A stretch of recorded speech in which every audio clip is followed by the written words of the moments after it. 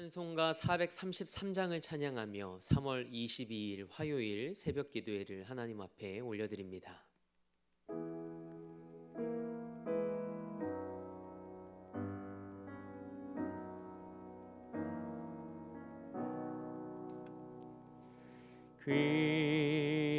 귀하신 주여 날 붙드사 주께로 날마다 더 가까이 저 하늘 나라 나 올라가 구주의 품 안에 늘 안기어 영생의 복 받기 원합니다. 봉헌할 물건 나 없어도 날마다 주께로 더 가까이 내 죄를 주께 다 고하니 주님의 보혈로 날 씻으사 눈보다 더 희게 하옵소서. 간악한 마귀 날 꿰어도 주 예수 앞으로 더 가까이 이 세상 속한 그 허영심 또 추한 생각을 다 버리니 정결한 마음 내게 늘 주소서. 이 세상 내가 살 동안에 주께로 날마다 더 가까이 저 배는 천국 나 들어가 한없는 복락을 다 얻도록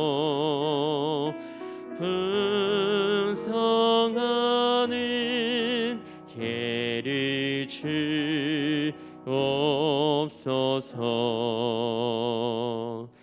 아멘.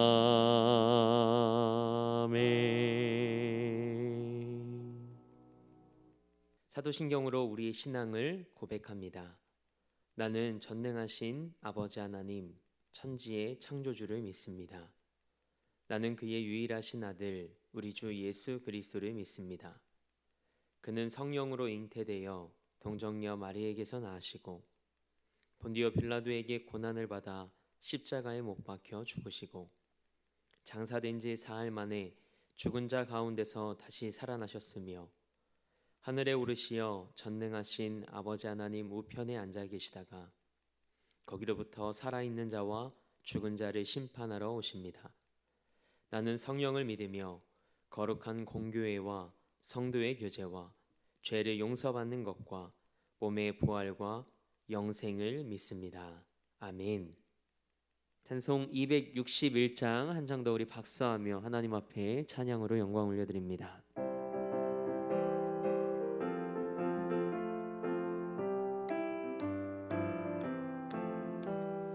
이 세상의 모든 죄를 맡기시는 주의 보혈, 성자 예수 그 귀한 피 찬송하고 찬송하세.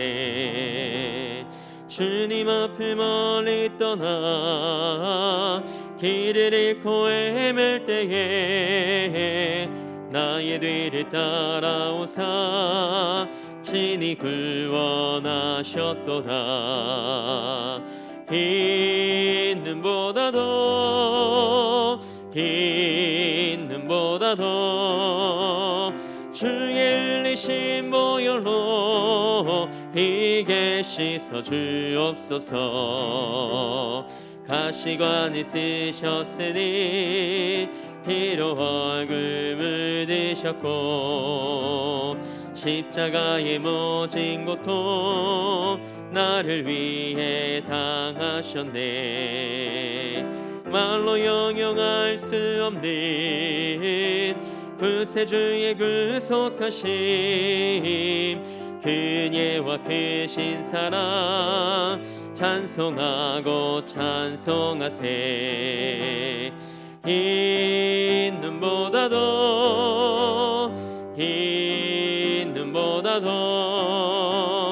주의 흘리신 보혈로 이게 씻어 주옵소서. 아버지를 멀리 떠나 바른 길을 저버리고 여러 가지 죄악으로 주홍같이 되었으니 물 같은 것 가지고는 씻을 수가 주없네. 주여 귀한 보배 피로 날 정결케 하옵소서. 흰 눈보다도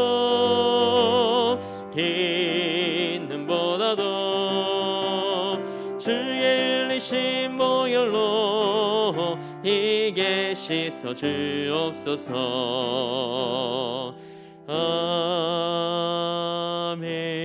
아멘.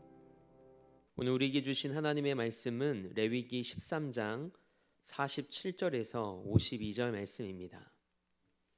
하나님의 말씀을 받겠습니다 고백한 후에 저와 여러분 한 목소리로 합독하겠습니다. 하나님의 말씀을 받겠습니다.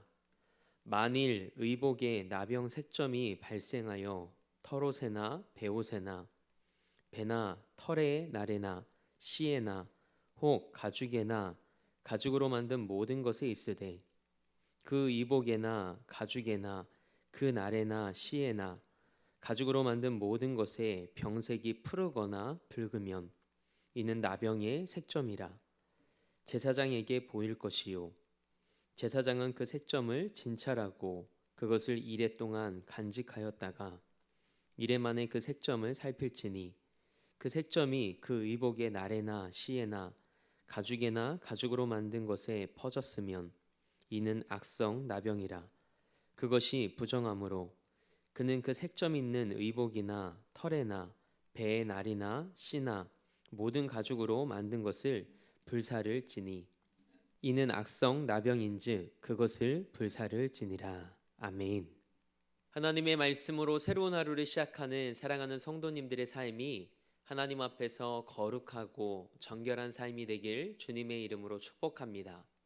오늘은 일상에서부터 구별된 삶이라는 제목으로 하나님의 말씀 함께 나누고자 합니다. 하나님께서는 이스라엘 백성들을 그분의 백성으로 부르셨습니다.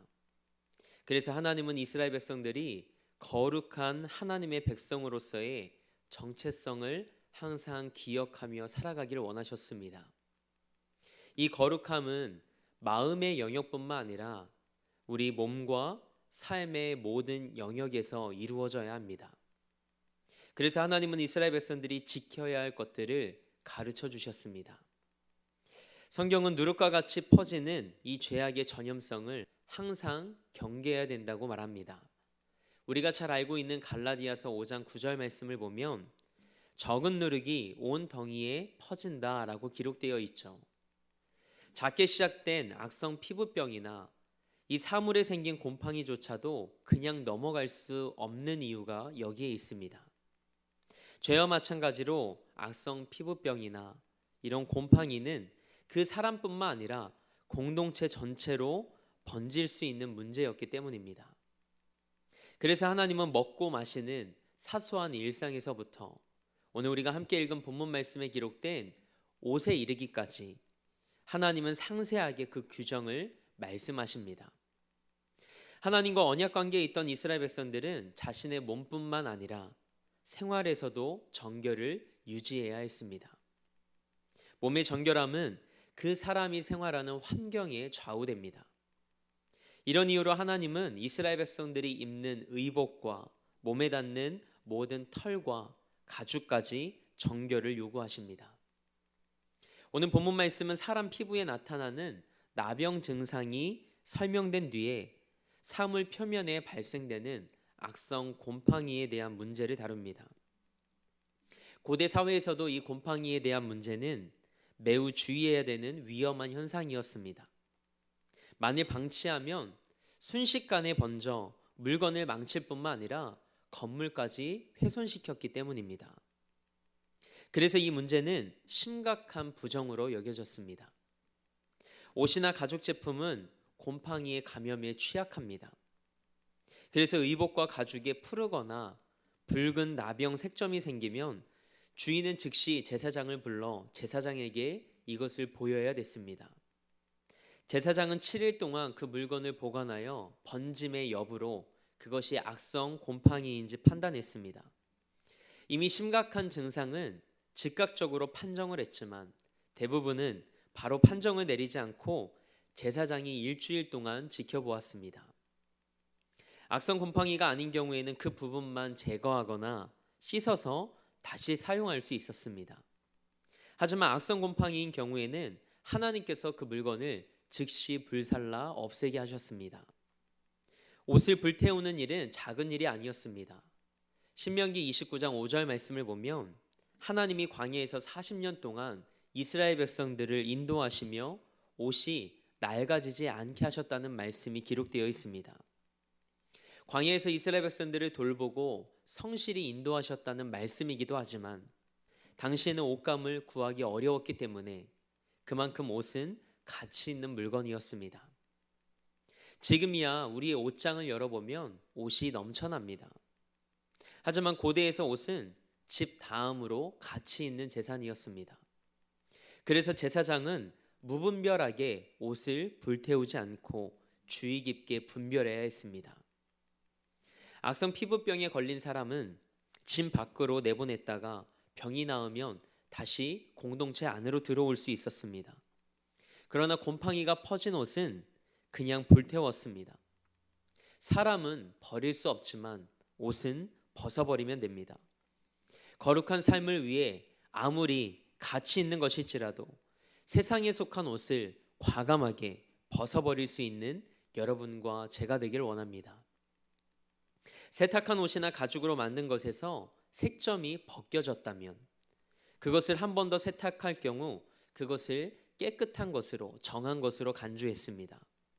58절 말씀을 함께 읽겠습니다. 내가 빤 의복의 나래나 씨에나 가죽으로 만든 모든 것에 그 색점이 벗겨졌으면 그것을 다시 빨아야 정하리라. 아멘. 거룩한 삶은 단번에 완성되지 않습니다. 옷이나 가죽 등의 색점이 사라져도 다시 빨아야 정결했습니다. 약간의 부정함도 용납하지 않는 것이 거룩한 삶을 지키는 길입니다. 디모데전서 4장 5절 말씀처럼 우리는 하나님의 말씀과 기도로 거룩해지는 존재입니다. 하나님의 말씀을 사랑하며 그 말씀을 묵상하고 말씀을 붙잡고 기도로 우리의 삶을 가득 채워나가는 그 삶이 거룩한 삶으로의 시작입니다. 저는 오늘 말씀을 묵상하는 가운데 죄가 곰팡이균과 유사한 성질임을 깨닫게 되었습니다. 곰팡이처럼 죄는 사람에게 달라붙어 사람을 점점 타락시키고 파멸시킵니다. 그리고 곰팡이와 죄는 전염성이 있습니다. 악성 곰팡이를 방치한다면 개인뿐만 아니라 공동체가 점차 부패하게 됩니다. 그래서 우리는 죄에 대해 단호해야 합니다. 우유부단하거나 우물쭈물하다 보면 공동체 전체의 거룩함이 무너지게 될 수도 있습니다. 악성 곰팡이에 감염된 옷이나 가죽은 완전히 불태우는 것이 공동체의 거룩함을 지키는 방법입니다. 우리는 삶 속에서 악성 곰팡이 같은 죄가 점점 더 커지거나 번지는 것을 용납해서는 안 됩니다. 만약 우리가 죄와 타협하고 적당히 눈을 감는다면 결국 그 죄는 우리 자신을 삼키고 파멸시킬 겁니다. 그래서 우리는 죄에 대해 민감해야 하고 가혹할 정도로 단호해야 합니다. 우리는 죄에 대해 경계하고 또 경계해야 합니다.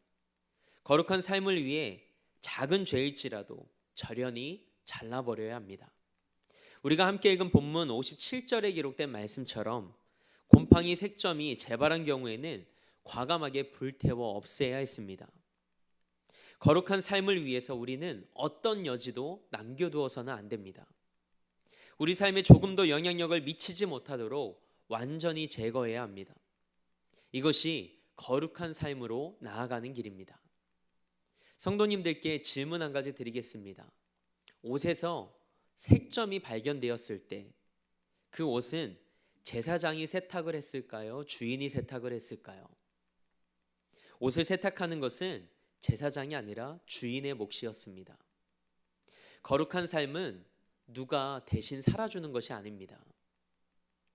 신앙생활을 하면서 시간이 흐른다고 우리 안에 저절로 자연스럽게 이루어지는 것 또한 아닙니다.